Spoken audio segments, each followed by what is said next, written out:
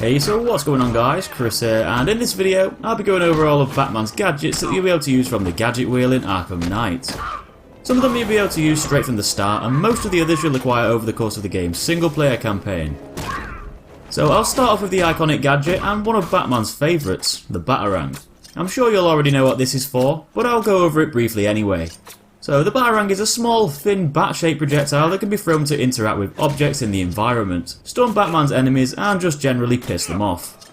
It can be aimed manually if you want to hit a specific bad guy, or you can quick-fire it, which is pretty useful in combat to stun enemies and leave them open to your attacks. When it's not being used to stun enemies, it's also a good tool for hitting switches out of reach. The Batarang can be used straight from the get-go, and you can even upgrade it with Wayne set points to take out several enemies at once, increase stun duration and increase damage in combat. You have an unlimited amount of Batarangs at your disposal, so don't worry about running out of them. This leads me nicely onto the next gadget, which just so happens to be another Batarang. But this one's a bit different. It's a remote control Batarang, and this can also be used pretty much right from the start too. It basically functions the same as the standard Batarang, but you have full control over its flight path and can move it in all sorts of directions to hit awkward switches and enemies around corners.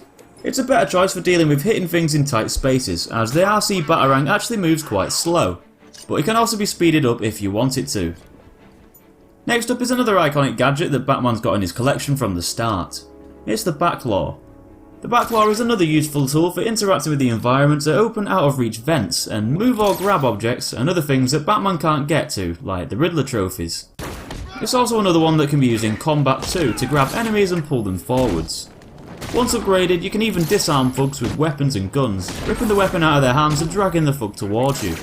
This is pretty useful for when you've been spotted by a lone enemy who's just about to unload a clip of bullets into your chest. Guns in Arkham Knight can kill Batman really quickly, so this would be a good way to save yourself. Another starting gadget is the explosive gel, a favourite from the other games.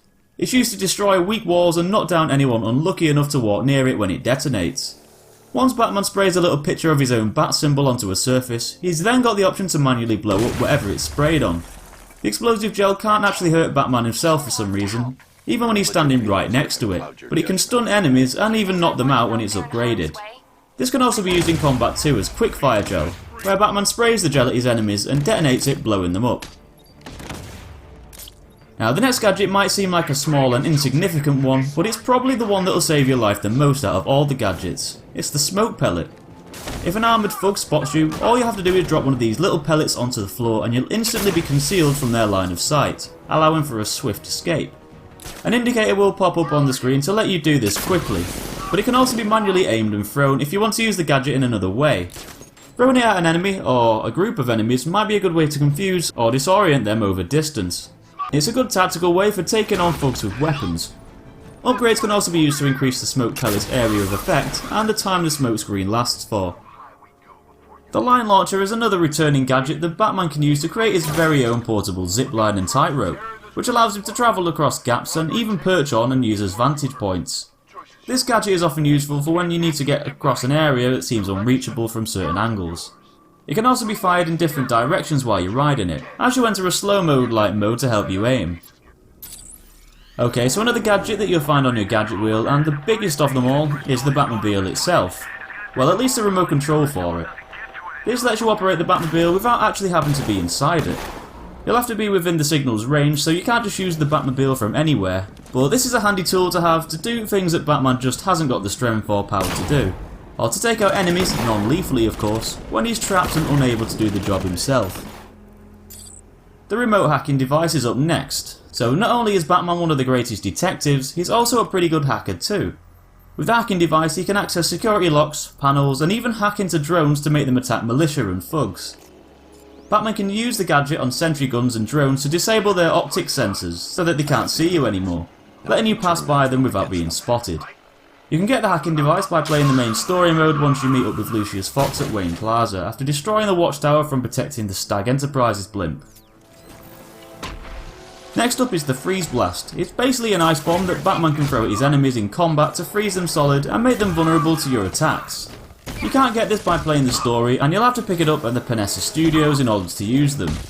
If you haven't seen my other more detailed guide on how to get it and more, make sure you check that out right here. Another gadget is the Disruptor, Another returning gadget from Arkham City that this time is given to you by Nightwing in the main story campaign. The Disruptor is a rifle-shaped gadget which ironically lets you disable firearms. It fires electrical pulses that can tag guns and make them unusable, and weapon crates to shock enemies if they go to grab a gun from them. Once upgraded, it can disable quite a few other electronic devices in the environment such as drones, stun batons, and even optic deflection armor to make enemies visible to your detective mode. The next gadget in our list is the Remote Electrical Charge, aka the REC gun. It's another one that can be acquired through the story, but you can get it early on by going into the evidence room in the GCPD building and breaking the glass where it's being displayed. Once again, I cover the REC gun in more detail and where it exactly is in another video, and the link for that is right here. So the REC gun can be used in combat to stun enemies by firing electrical charges at them. But it's also got a practical use to move elevators and gates and even restore power to areas that have had blackouts. And this leads me on to the last tool in the list, and probably the last one that you'll get, the Voice Synthesizer. This is a new gadget that Batman can use to access security panels that require voice activation. It also allows you to issue wrong orders to enemies and manipulate them whilst you're pretending to be in command by changing your voice. This gadget is acquired a little bit later on in the game through story progression. So that's all the gadgets on Batman's gadget wheel. Most of them you can get just by playing through the story, and can be unlocked on specific missions as you progress. Anyway guys, I hope this video helped you out. Please give this video a like if it did, and be sure to subscribe to see loads more guides and videos. Thanks for watching, and I'll see you in the next one.